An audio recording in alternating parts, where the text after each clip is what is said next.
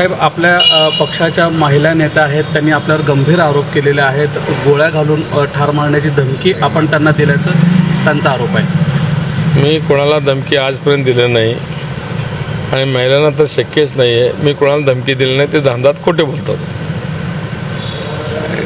त्यांचे फॉर्म देखील काढून घेण्यात आले. त्यांनी तुमच्यासाठी प्रचार देखील केला होता. मात्र वरिष्ठांपर्यंत चुकीची माहिती पोहोचवली आणि वारंवार धमकी त्यांना दिली जाते. कोणाकडनं धमकी दिली जाते? तुमच्यावर आरोप केले त्यांनी. मग मी काय समोर धमकी दिली का त्यांना? धमकी कोणाला म्हणताय? मी तुम्हाला असं धरून गच्ची धरून असं करेन त्याला धमकी म्हणतात ना. त्यांनी माझ्याकडे आलेच नाहीत, भेटलेच नाहीत, मी कसं काय धमकी देणार त्यांना? आणि ते महिला आहेत, ते आमच्या पार्टीचे आहेत. आमच्या पार्टीचे अगदी मोठं आंतरराष्ट्रीय नेते आहेत. त्यांच्यामुळे त्यांनी मला प्रवेश द्यायला लावले आहेत. ते आंतरराष्ट्रीय नेते असल्यामुळे शिंदेसाहेबांना सांगितले, आमचे मुख्य नेते. आता एवढं मोठं नेते सांगितलं शिंदेसाहेब कसं नाकारतील, म्हणून शिंदेसाहेबांनी मला प्रवेश दिला. एवढं सगळं असताना मी कसं धमकी देणार हो?